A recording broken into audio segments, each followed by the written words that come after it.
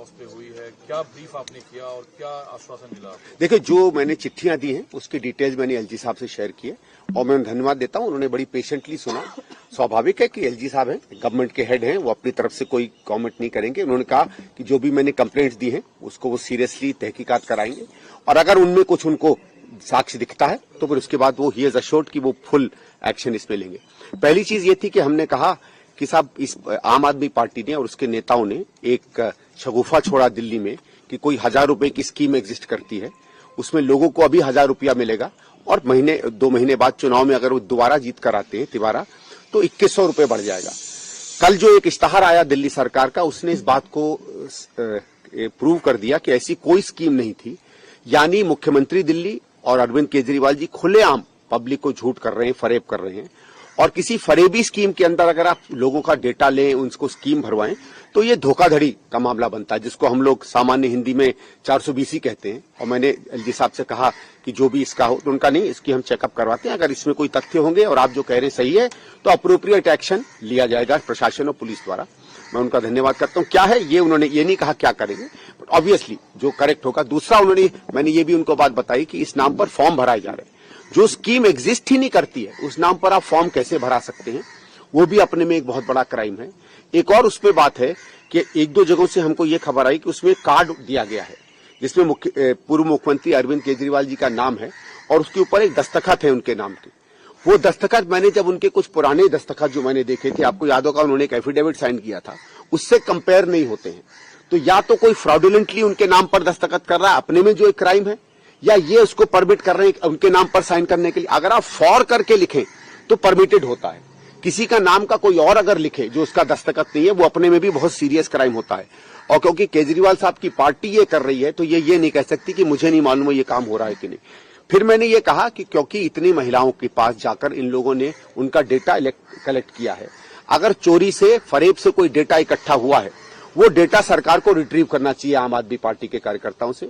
दूसरा, दिल्ली पुलिस से ये कोई आदेश देना चाहिए अगर इंक्वायरी सही होती है कि फिर ऐसी कोई भी एक्टिविटी अलाउ ना की जाए, क्योंकि मास स्केल में फ्रॉड का काम, जैसे कोई चिट फंड का फ्रॉड होता है, आप पैसे इकट्ठा करें, सरकार उसको अलाउ नहीं करती। तो जहां भी आम आदमी पार्टी के ऐसे बूथ लगते हैं वहां के लोगों को प्रिवेंट करना चाहिए और मैंने ये सुझाव दिया कि उनके वर्कर्स को प्रिवेंटिवली अरेस्ट करना चाहिए। दूसरी जो घटना हुई वो कल हुई मेरे घर के बाहर। कुछ मेरे पंजाब यूथ कांग्रेस के मित्र आए हुए थे, मैं जब पंजाब में ऑब्जर्वर था तो उनसे दोस्ती हुई थी। तो उन्होंने 2 ऐसे व्यक्तियों को वह पहचाना जो तथाकथित रूप से पंजाब पुलिस के दिख रहे थे। इन्होंने जब उनसे बात की तो वो वहां से निकल गए और इन्होंने जब पता किया तो उनको लगा कि वो पंजाब पुलिस के 2 अधिकारी हैं। तो मैंने, कुछ मेरे मित्र हैं पंजाब पुलिस में, स्वाभाविक है वो अपना नाम नहीं देना चाहते क्योंकि पंजाब की सरकार जो है वो विंडिक्टिव है और वो किसी चीज को सही नहीं लेगी। तो उन्होंने मुझसे कहा कि उनके पास जानकारी है कि पंजाब पुलिस के स्पाइस कह लीजिए, जासूस कह लीजिए, सीआईडी जो है मेरे घर पर भी और नई दिल्ली कॉन्स्टिट्यूंसी में भेजी गई है राजनीतिक सूचनाएं इकट्ठा करने के लिए, जो पूरी तरीके से गलत है। मैंने एलजी साहब से रिक्वेस्ट की है कि वो अपना ऑफिस यूज करके पंजाब डीजीपी पुलिस से बात कर लें और अगर ऐसी कोई बात है तो उसको प्रिवेंट करवाएं।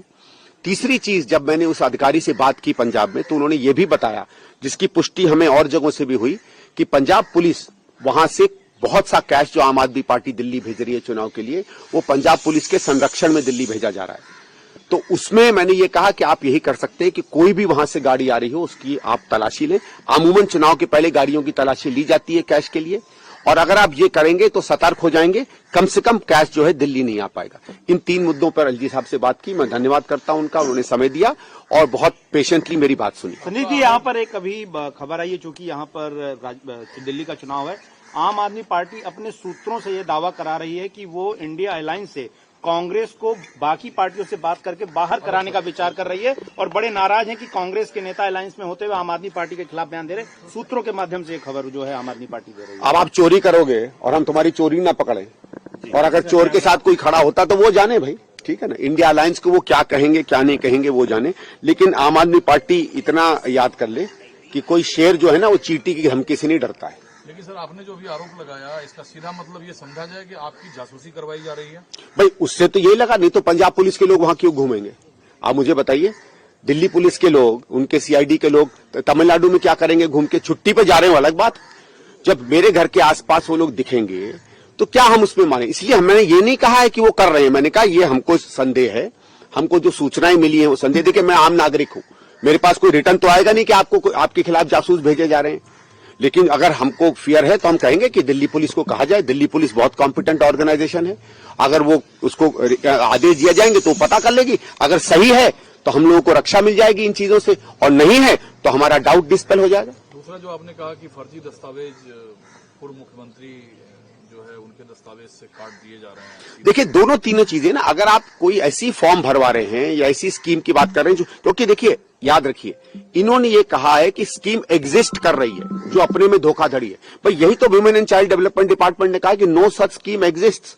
आप ये कहते हैं कि हम करवाएंगे, आप ये कहते हैं कि हम प्रॉमिस कर रहे हैं, कोई दिक्कत नहीं है, हम भी प्रॉमिस करते हैं। भाई पार्टियां तो कहती हैं कि चांद लाके घर में रख देंगे, सबको मालूम है चांद घर नहीं आ सकता, लेकिन ठीक है, झूठ बोलने का हिंदुस्तान की राजनीति में कोई सजा नहीं है, फरेब की है, फरेब अलाउड नहीं है।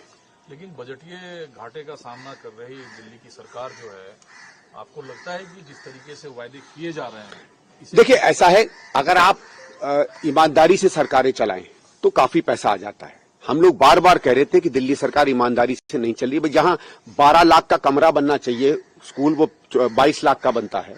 जहां 14-14 लाख में डीपीआर बन जाता है, सैंक्शन हो जाता है एसटीपी, वो 19 लाख में अलॉट होता है। तो ये धांधली तो चली रही है ना।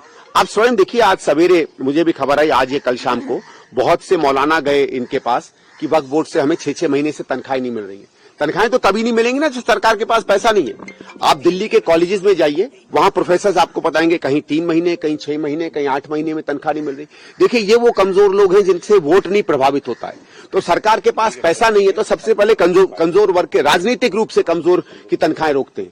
और अगर इसी तरीके से सरकार चली और कहीं गलती से आम आदमी पार्टी की सरकार आ गई तो 2-1 साल में वही हाल होगा जो उन राज्यों में होता है जहां सब कुछ चौपट हो गया कि ना तनख्वाहें बटेंगी, ना विकास का कोई काम होगा। ठीक है, 2-4 कल्याणकारी स्कीमें वो चलती रहेंगी क्योंकि उससे वोट मिल रहा है, लेकिन फिर वोट की सरकार चलेगी, काम की सरकार नहीं चलेगी। संदीप जी, कल बीजेपी के नेता जो है प्रवेश वर्मा, जो नई दिल्ली से शायद उम्मीदवार भी हो सकते हैं, उनके यहाँ भी पैसे जो है बांटे जाए। हालांकि उन्होंने कहा उनकी अपनी संस्था है जो मदद कर रही है, लेकिन आम आदमी पार्टी ने इस मुद्दे को खूब उठाया। उनका कहना है, नहीं देखिए उस पे भी मैंने नोट में लिखा कि मैंने कहा और पार्टियां भी इसी चीज में संलिग्न पाई गई हैं, और मैंने कहा उसको भी प्रिवेंट करो। यहां तक मैं कहूंगा कि अगर कांग्रेस भी कोई ऐसी स्कीम लाती है, हम उसको स्कीम के तौर पर लोगों में पॉपुलराइज करें, बिल्कुल सही है, बिल्कुल लेजिटिमेट है। लेकिन उसके नाम पर अगर हम पर्सनल डेटा इकट्ठा करें तो वो अन्यथा बिल्कुल गलत होता। मैंने उनकी भी स्कीम का वहां मेंशन किया है। और मैं ये कहूंगा कि प्रवेश जी से भी, देखिए जो उन्होंने बहाना दिया या जो भी कहानी थी वो किसी भी मामले में से सही नहीं है, क्योंकि जो मैंने विजुअल देखे उस विजुअल में पीछे कोई स्कीम का भी नाम है, शायद लाडली स्कीम या क्या स्कीम, ठीक है। तो अगर आप स्कीम के नाम पर आप उसमें स्वर्गीय साहिब सिंह जी का तस्वीर लगा देते, उस एनजीओ या जो भी संस्था उसका नाम दे देते, तो चलो मैं फिर भी मानता। और एक और चीज है, जब आप चुनाव के पास आते हैं तो आप पैसा बांटने की या ऐसे करने की कोई भी काम करेंगे तो उस पर शक संदेह तो होता ही है, और उस मामले में प्रवेश जी की जो एक्सप्लेनेशन है वो सही नहीं है। ठीक है सर, एक मिनट।